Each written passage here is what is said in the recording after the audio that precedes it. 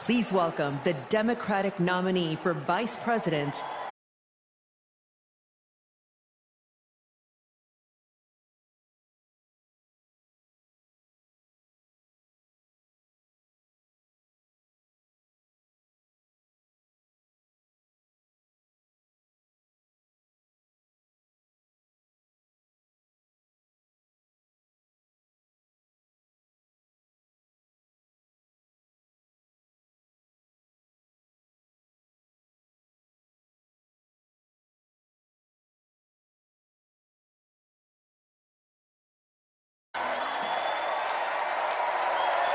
Thank you.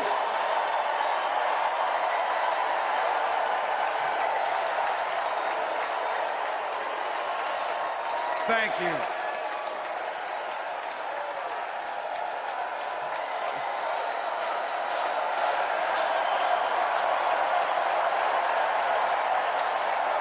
Wow.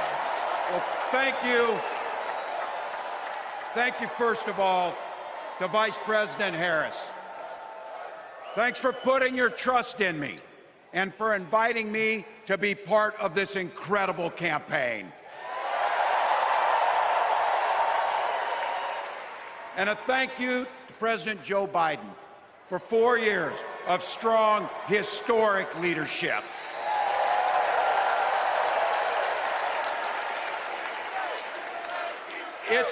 It's the honor of my life to accept your nomination for Vice President of the United States.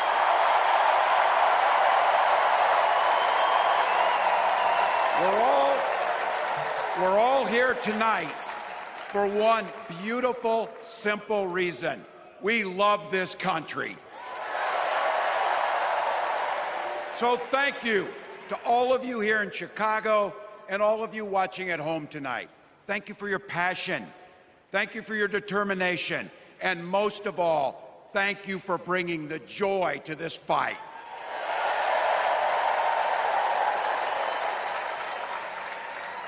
Now, I grew up in Butte, Nebraska, a town of 400 people. I had 24 kids in my high school class, and none of them went to Yale.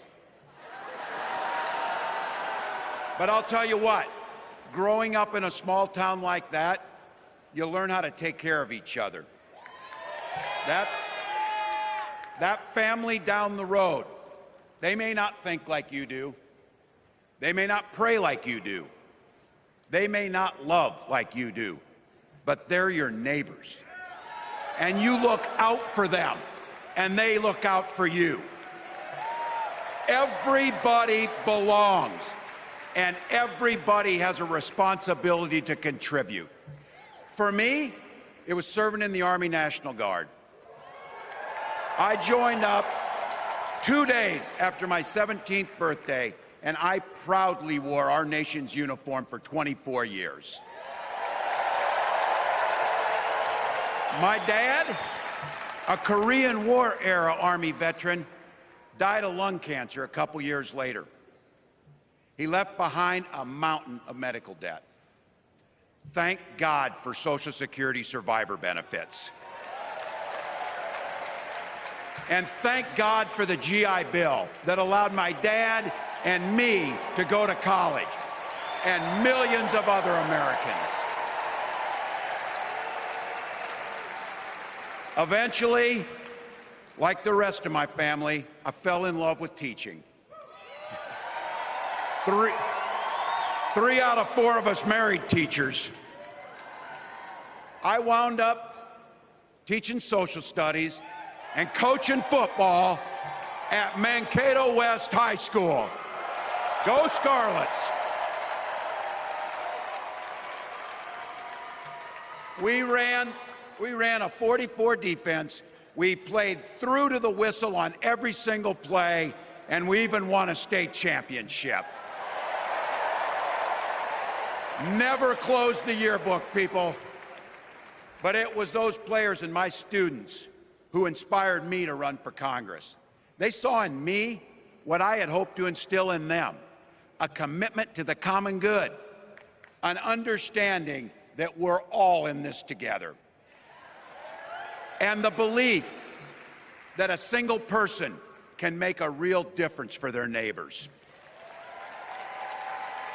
So there I was, a 40-something high school teacher with little kids, zero political experience, and no money, running in a deep red district.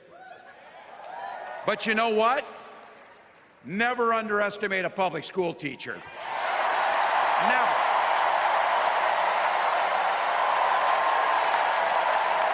I represented my neighbors in Congress for 12 years, and I learned an awful lot.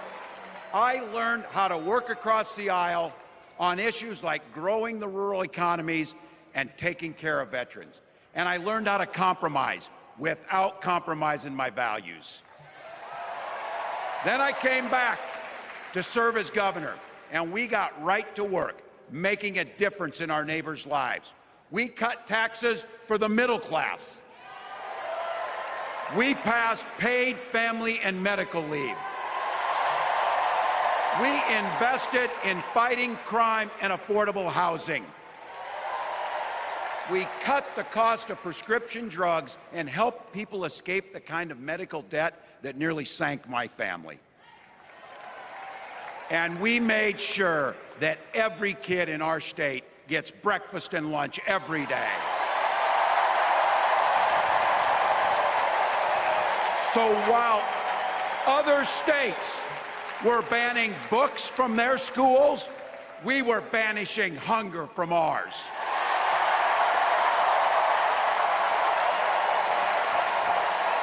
We also protected reproductive freedom because in Minnesota, we respect our neighbors and the personal choices they make. And even if we wouldn't make those same choices for ourselves, we've got a golden rule. Mind your own damn business.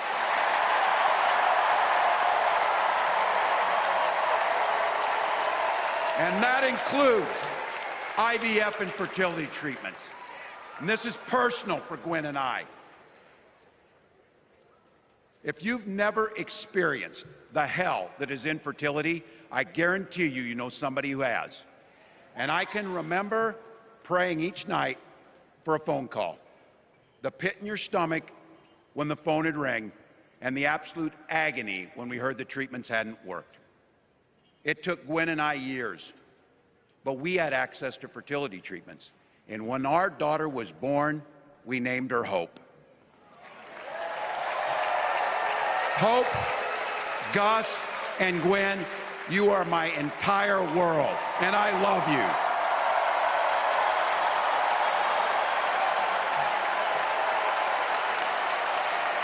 I'm letting you in on how we started a family because this is a big part about what this election is about.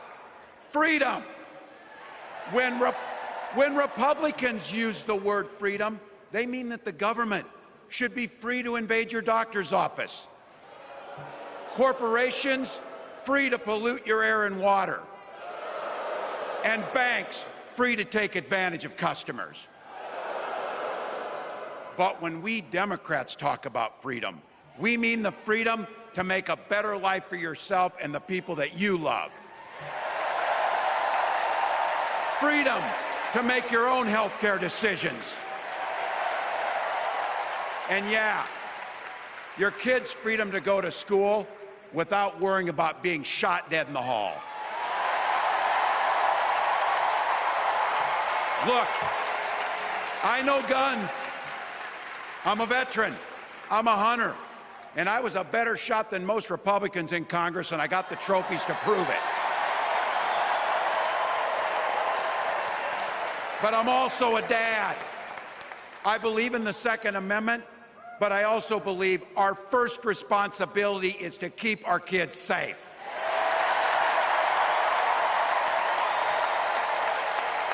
That's what this is all about. The responsibility we have to our kids, to each other, and to the future that we're building together, in which everyone is free to build the kind of life they want. But not everyone has that same sense of responsibility. Some folks just don't understand what it takes to be a good neighbor. Take Donald Trump and J.D. Vance. Their Project 2025 will make things much, much harder for people who are just trying to live their lives. They spent a lot of time pretending they know nothing about this.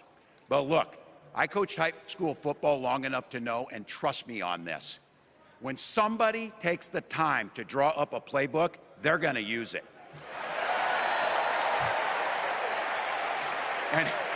And we know if these guys get back in the White House, they'll start jacking up the costs on the middle class, they'll repeal the Affordable Care Act, they'll gut Social Security and Medicare,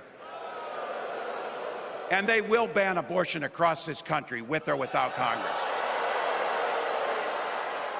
Here's the thing. It's an agenda nobody asked for.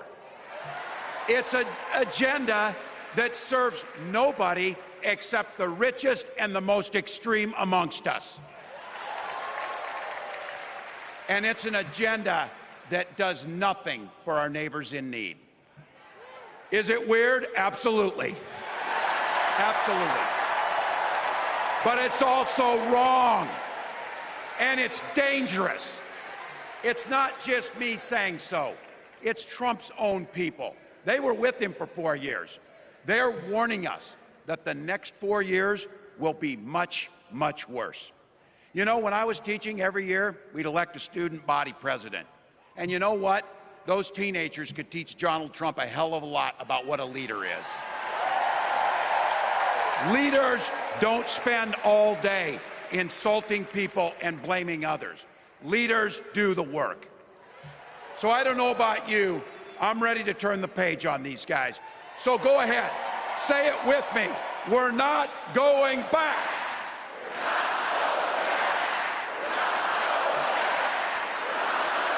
We've got something better to offer the American people. It starts with our candidate, Kamala Harris. From her first day as a prosecutor, as a district attorney, as an attorney general, as a United States senator, and then our vice president, she's fought on the side of the American people. She's taken on the predators and fraudsters. She's taken down the transnational gangs, and she stood up to powerful corporate interests. She has never hesitated to reach across that aisle if it meant improving your lives.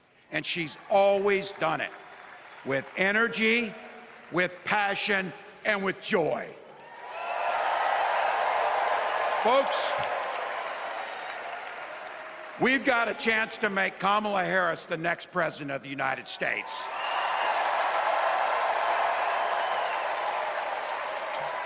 But I think we owe it to the American people to tell them exactly what she'd do as president before we ask them for their votes.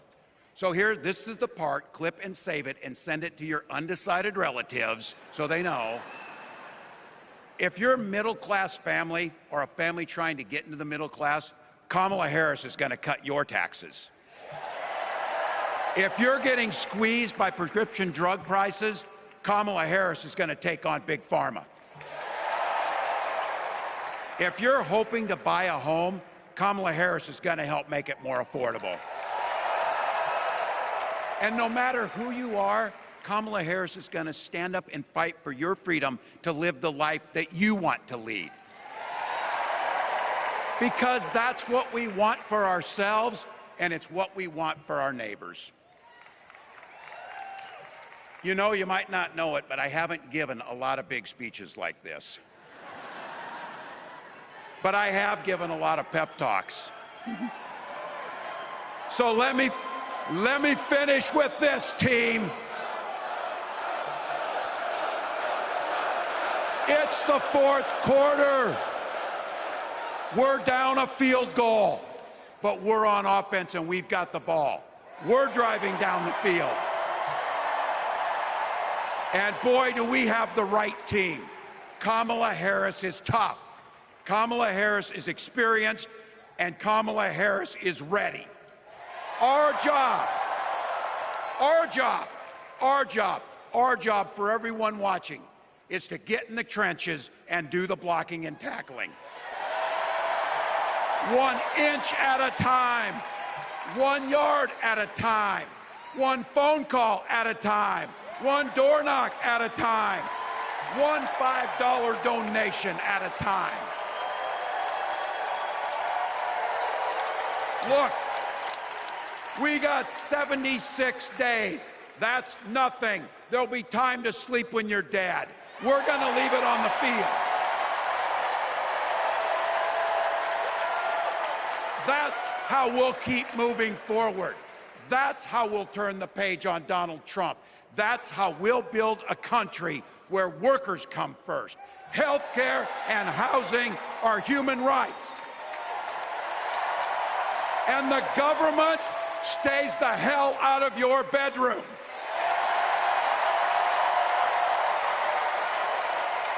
That's how we make America a place where no child is left hungry, where no community is left behind, where nobody gets told they don't belong. That's how we're gonna fight. And as the next president of the United States always says, when we fight,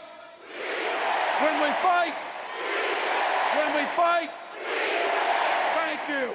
God bless.